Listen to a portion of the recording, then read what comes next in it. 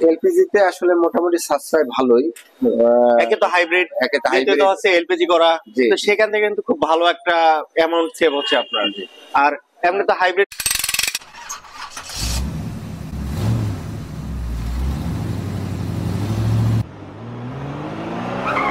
আসসালামু আলাইকুম সবাইকে, অটোস 360 থেকে খন্দকার শরীফ।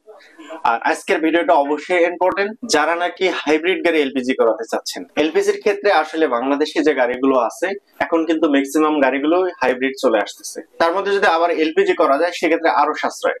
তো এই কথা চিন্তা করে আসলে আজকের ভিডিওটা, যে যারা হাইব্রিড গাড়ি কিনছেন, যারা হাইব্রিড গাড়ি ড্রাইভ করতেছেন, তাদের গাড়িগুলো এলপিজি করা যাবে কিনা। তো আমি আজকে এমন একটা গাড়ি দেখাবো আপনাদেরকে যে গাড়িটা গত 3 বছর আগে এলপিজি তে কনভার্সন করা হয়েছিল, এখনো পর্যন্ত গাড়িটা পারফেক্ট, কোনো ধরনের সমস্যা নেই, দিব্যি খুব ভালো চলতেছে। এই গাড়িটাই আমি আপনাদেরকে দেখাবো এবং তার সাথে একটু কথা বলে দেখবো, গাড়িটির বিষয়ে মতামতটা ওনার কাছ থেকে জানবো। আপনারা যারা হাইব্রিড গাড়ি ইউজ করেন কিংবা হাইব্রিড গাড়ি কিনতে চাচ্ছেন, তাদের আসলে এলপিজি করা কেমন হবে, এলপিজি করলে ভালো পারফরমেন্স পাবেন কিনা, এই বিষয়গুলো জানতে চলে যাব অ্যাক্টিভ এলপিজি কনভার্সন ওয়ার্কশপের ফ্লোরে গিয়ে দেখবো আজকের গাড়িগুলো অ্যাক্টিভ এলপিজি তে কোন গাড়িগুলো কনভার্সন করা হচ্ছে, এবং পাশাপাশি যে গাড়িটার কথা একটু আগে বলেছিলাম আপনাদেরকে যে হাইব্রিড গাড়ি নিয়ে যারা সমস্যা আছেন, ওনার সাথে একটু কথা বলে দেখবো যে ওনার গাড়িটা কেমন চলতেছে, পারফরমেন্স কেমন পাচ্ছে। সো চলুন যাওয়া যাক অ্যাক্টিভ এলপিজির ফ্লোরে। চলে আসলাম অ্যাক্টিভ এলপিজি কনভার্সন ওয়ার্কশপের ফ্লোরে গাড়িগুলো আগে দেখবো, তারপরে ফাইনালি যে গাড়িটার কথা বলেছিলাম সেটা হচ্ছে টয়োটা ব্র্যান্ডের টয়োটা এস্কয়ার। এই গাড়িটা গত 3 বছর আগে কিন্তু এলপিজি কনভার্সন করা হয়েছে, এখনো পর্যন্ত কিন্তু পারফেক্ট এবং দিব্যি ঠিকঠাক চলতেছে। এই গাড়িটার বিষয়ে আমরা কথা বলে দেখবো, যিনি গাড়িটা নিয়ে এসেছেন ওনার সাথে একটু কথা বলবো। তার আগে ফ্লোরে যে গাড়িগুলো আছে, এখানে আছে এক্স করোলা, তার পাশে আছে এক্স করোলা, এখানে আছে স্টেশন ওয়াগন। আর এই গাড়িগুলো কিন্তু সচরাচর সবাই নরমালি এলপিজি করে, ট্রেডিশনালও করা যায়, সিকুয়েন্সিয়ালও করা যায়।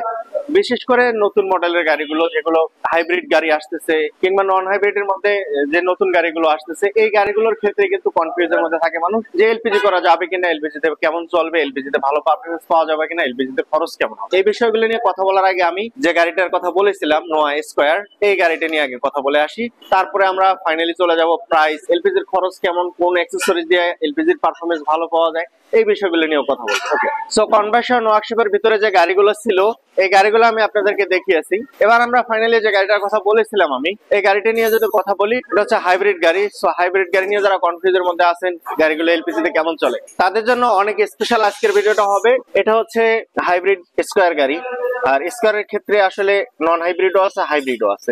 এটা ছিল হাইব্রিড। যিনি গাড়িটা নিয়ে এসেছে ওনার সাথে কথা বলে দেখি এই গাড়িটার বিষয়ে আসলে আমরা টোটাল বিষয়গুলো জানতে পারবো, যে আসলে উনি কেমন পারফরমেন্স পাচ্ছে গাড়িতে, তেলে কেমন পাচ্ছে, এলপিজি তে কেমন পাচ্ছে, হাইব্রিডের অবস্থা কি, এই বিষয়গুলো নিয়ে কথা বলে আশা করি আপনারাও ক্লিয়ার হয়ে যাবেন। যারা হাইব্রিড গাড়ি কিনতে চাচ্ছেন কিংবা যাদের হাইব্রিড গাড়ি আছে, তারা অবশ্যই এই বিষয়গুলো ক্লিয়ার হয়ে যেতে পারবেন। সো ওনার সাথে কথা বলার জন্য আমরা চলে আসলাম গাড়ির সামনে। সো যে গাড়িটা আছে এই গাড়িটা নিয়ে কথা বলবো। যে গাড়িটার সামনে আছি নিশ্চয়ই আপনারা গাড়িটা দেখেছেন, এটা হচ্ছে হাইব্রিড স্কয়ার গাড়ি। আর যিনি গাড়িটা নিয়ে এসেছেন উনি কিন্তু আমার সামনে আছে। আসসালামু আলাইকুম, কেমন আছেন? জি ভালো আছি। একটু যদি সবার কাছে প্রথমে একটু পরিচয়টা দিয়ে দেন আপনার, তারপরে আমরা আপনার গাড়িটার বিষয়ে জানবো। আচ্ছা আচ্ছা, আমার নাম হলো মোহাম্মদ কামাল, আমি আছি রেডিসন হোটেলে। আচ্ছা, আমার গাড়িটা এখান থেকে কাজ করে নিয়েছি হলো 20 সালে। আচ্ছা, 2020 সালে এলপিজি কনভার্সন করার পরে আমি আর কোনো ডিস্টার্ব দেই না। এখন আমি আজকে একটু সামান্য ত্রুটি পাইছি, তার জন্য আমি এখানে নিয়ে আসছি। মানে ত্রুটিটা যে পাইছেন সেটা কি? এটা হলো যে একটা গ্যাস, শুধু একটু গ্যাসের জায়গা থেকে একটু লিক করতেছে। আচ্ছা, গ্যাস লিক, এটা তো স্বাভাবিক হতে পারে, যে কোনো গাড়িতেই হতে পারে। এই ধরনের কোনো। আর যে বিষয়গুলো নিয়ে আমি আপনার কাছ থেকে জানতে চাচ্ছি সেটা হচ্ছে আপনার গাড়িটা স্কয়ার হাইব্রিড। তো সবসময় কিন্তু গাড়ি যারা রেন্টে ড্রাইভ করে কিংবা অনেকে পার্সোনাল ড্রাইভ করার জন্য কিন্তু গাড়িগুলো কিনে, তেলের গাড়িটা বেশি পছন্দ করে মানুষ। জি। তো আপনি হাইব্রিড গাড়ি কিনেছেন, দ্বিতীয়ত হচ্ছে আবার এলপিজি করেছেন। জি। তো এখান থেকে আসলে আপনি যখন এলপিজি করেছেন তার আগে কেমন ভাবছিলেন যে এলপিজি করা যাবে কিনা, তেলে কেমন চলবে, এলপিজি করলে ভালো চলবে কিনা, তখন আসলে আপনার অনুভূতিটা কি ছিল? আসলে আমার এলপিজি সম্বন্ধে কোনো আইডিয়াই ছিল না। আমার এক স্যার ব্যাংকের অফিসার, উনি এলপিজি করছেন, পরে অ্যাক্টিভ থেকে পরে আমি জায়গাটা চেনলাম। চেনার পরে আমার নিজের গাড়িটাই আমাকে সাজেশন দিল যে তুমি অ্যাক্টিভে যাও, অ্যাক্টিভে যাই এলপিজি করো।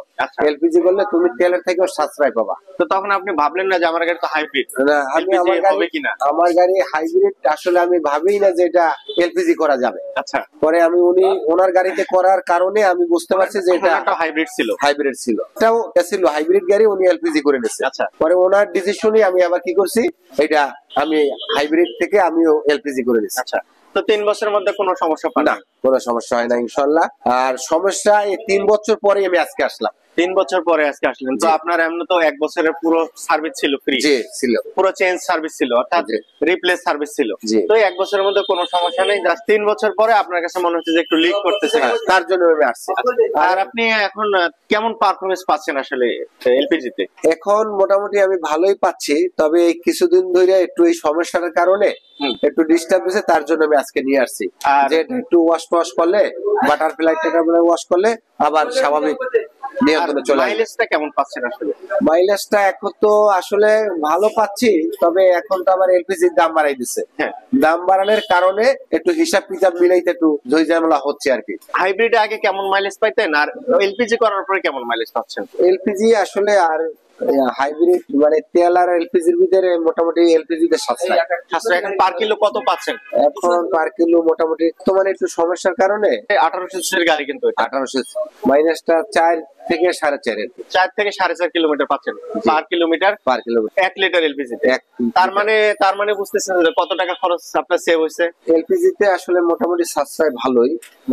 একে তো হাইব্রিড, দ্বিতীয়ত হচ্ছে এলপিজি করা, তো সেখান থেকে কিন্তু খুব ভালো একটা অ্যামাউন্ট সেভ হচ্ছে আপনার। আর এমনি তো হাইব্রিডে কোনো সমস্যা হচ্ছে না, সেক্ষেত্রে নরমালি ব্যাটারি ট্যাটারি সবই ঠিক আছে, হাইব্রিডের কোনো সমস্যা নেই। আচ্ছা, তো আমরা কামাল ভাইয়ের কাছ থেকে আসলে ওনার গাড়িটা সম্পর্কে জানলাম। ওনার গাড়িটা যেহেতু হাইব্রিড গাড়ি, তো কামাল ভাই এতক্ষণ সময় দেওয়ার জন্য অসংখ্য ধন্যবাদ। ভালো থাকবেন। আর যারা এলপিজি করতে চাচ্ছে হাইব্রিড গাড়ি, তাদেরকে কি সাজেস্ট করবেন আপনার পক্ষ থেকে? আমার পক্ষ থেকে আমি যারা এলপিজি করবে তাদের জন্য আমি সাজেস্ট করব যে এলপিজি তে গাড়ির ইঞ্জিনটা খুব সফট থাকে এবং কোনো সিএনজি থেকে ভালো থাকে, অনেক ভালো থাকে। আর গ্যাসে যদি আপনি করেন তাহলে ইঞ্জিন করা হয়ে গেল, কয়েকদিন পর ইঞ্জিন বাতিল হয়ে যায়। আর এলপিজি আর তেল একই, বিশেষ করে সিএনজি তো অনেক সিরিয়াল ধরতে হয়, তারপরে হাইব্রিড গাড়ি তো সিএনজি করা যায় না, তো সবকিছু মিলে হাইব্রিড গাড়ি এলপিজি করা যায়, ইভেন সাশ্রয়।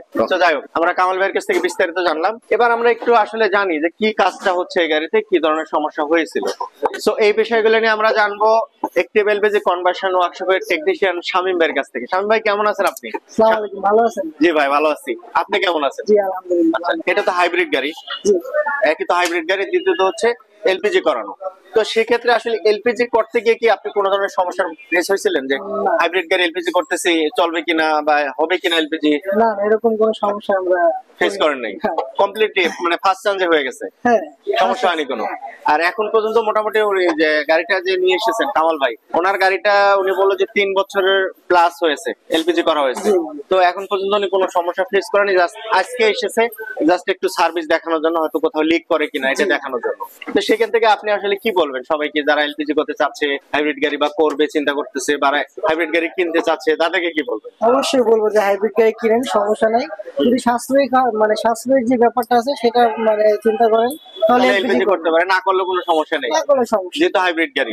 ওকে, আর এখন কি কাজ হচ্ছে আসলে বেসিক্যালি? এখন হচ্ছে কি আপনার উনি 3 বছরে আমাদের কাছে আসতে পারেনি, মানে সমস্যা হয় নাই বিদে আসে নাই, তো ওনার মনে হইলো যে কোনো একটা সমস্যা হইতেছে।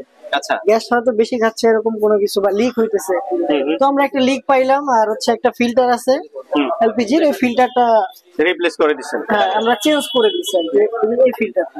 আচ্ছা, এই ফিল্টারটা শুধু চেঞ্জ করে দিয়েছেন? হ্যাঁ, ওটা লিকেজ হয়ে গেছিল। আচ্ছা, ওটা কি জ্যাম হয়ে গেছিল? জ্যাম হয়ে গেছিল প্লাস লিক হয়ে গেছিল, যার কারণে গ্যাসটা বের হয়ে গেছে। তো জ্যাম হয়ে লিক হয়ে গেছে, কারণ হচ্ছে যখন বাতাসটা যাচ্ছে না বা গ্যাসটা যাচ্ছে না তখন এই লিকেজটা হয়ে গেছে, এছাড়া কোনো সমস্যা ছিল না? এছাড়া আদার্স কোনো সমস্যা নেই, গাড়ি খুব সুন্দর চলতেছে। আর হাইব্রিড গাড়ি আমরা করছি এবং ভালো চলে, আগে পরে অনেক করছে, অনেক করা হয়েছে। যাই হোক, অ্যাক্টিভ এলপিজি কনভার্সন ওয়ার্কশপ থেকে আমার সাথে হলো শামীম ভাই, আর পাশাপাশি তার আগে আমরা কথা বলেছি এই গাড়িটা যে ওনার কামাল সাহেব, ওনার সাথে কথা বলেছি। তো শামীম ভাই ভালো থাকবেন, আসসালামু আলাইকুম। আর পাশাপাশি আপনারা যারা হাইব্রিড গাড়ি কিনতে চান, এলপিজি করতে চান, কিংবা এলপিজি না করলেও পারেন, বাট হাইব্রিড গাড়িগুলো এলপিজি করা যাচ্ছে খুব ইজিলি। আর নতুন মডেলের যে গাড়িগুলো আছে এই গাড়িগুলো এলপিজি করা যাচ্ছে, সেক্ষেত্রে একটু অ্যাকসেসরিজটা ডিফারেন্ট হয়ে থাকে। কনভার্সনের ক্ষেত্রে খরচ কেমন হয় এই বিষয়গুলো জানতে অবশ্যই ভিডিও ডিসক্রিপশনে দেওয়া নাম্বারে অথবা ভিডিওর উপরের নাম্বারে ফোন করে বিস্তারিত জেনে নেবেন, কোন গাড়িতে কেমন খরচ হবে, কোন অ্যাকসেসরিজ দিয়ে আপনি এলপিজি করাতে চাচ্ছেন। সো এই বিষয়গুলো জানতে অবশ্যই ফোন করে জেনে নেবেন। আর অ্যাক্টিভ এলপিজি 2টা ইউনিট আছে, একটা হচ্ছে বারিধারা জে ব্লকে, আর একটা হচ্ছে 100 ফিট রোড মাদানি এভিনিউতে। সো আপনারা যে কোনো ব্রাঞ্চে আসতে পারেন এলপিজি তে কনভার্সন করার জন্য। ভালো থাকবেন সবাই, ভিডিওটা ভালো হয়ে থাকলে একটা লাইক তো আশা করতেই পারি, আর এই ধরনের ভিডিও দেখার জন্য অবশ্যই সাবস্ক্রাইব করে রাখবেন। দেখা হচ্ছে পরবর্তী ভিডিওতে, সে পর্যন্ত ভালো থাকবেন সবাই। আসসালামু আলাইকুম সবাইকে। অটো 360 থেকে খন্দকার শরীফ।